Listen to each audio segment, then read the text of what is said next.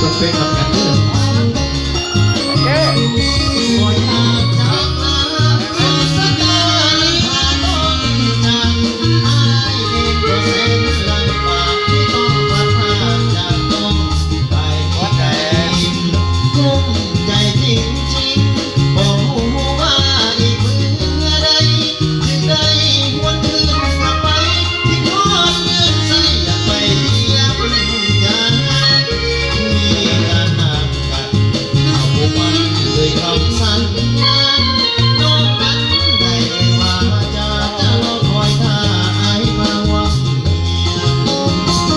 หากยังมีขอให้มาอยู่คู่เคียงอายเองเป็นบ่าวข้างเคียงขอนอนห่วงเคียงกับสาวเมืองใส เอามาบรรยายได้จ้ะเอาเพลงแรงเพลงมัน